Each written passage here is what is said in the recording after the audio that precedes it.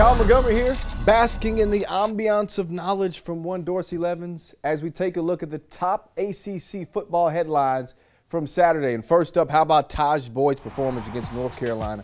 367 yards, 5 touchdowns for the air, 1 rushing touchdown.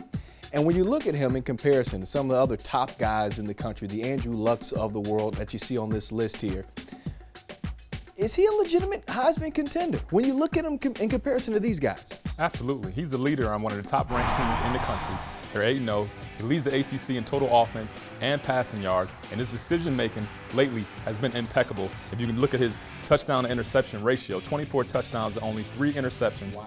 Almost 2,400 yards passing the ball, and 3 rush touchdowns. He's a double threat. He can hurt you throwing the ball and running the ball. He needs to be on that list. I think you mentioned the most important number. That's the number in the win column. 8-0 for the first time since 2000. They're 5-0 in the Atlantic Division, catching a little heat from Wake Forest. That's been the case pretty much all year. But over in the Coastal Division, the landscape has changed drastically, Dorsey. It looked like Georgia Tech was going to run away with it.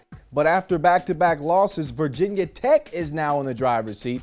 And Miami is still kind of hanging around there just a little bit. How do you think things are going to shake up in the Coastal Division?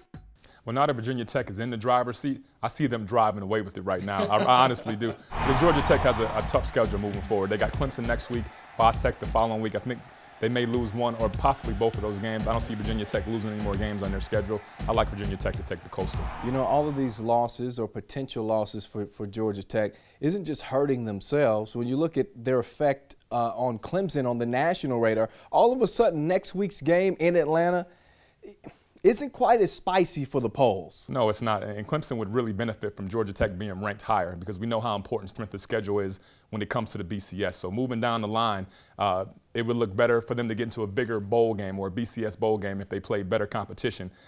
Sorry, Clemson, my boys didn't get it done for you. I apologize. Not that Georgia Tech wants to help Clemson out at all.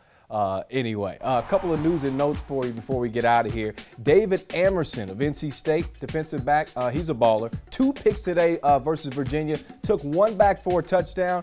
8 interceptions on the year. That's tops in the nation. Meanwhile, Miami shut down Georgia Tech. Just 211 total yards, their lowest output this year. Chris Givens, Wake Forest wide receiver. How about 6 catches for him, 147 yards, 2 touches in the Demon Deacons win over Duke. And finally, Florida State freshman running back Devontae Freeman recorded 100-plus yards on the ground for the 2nd straight game.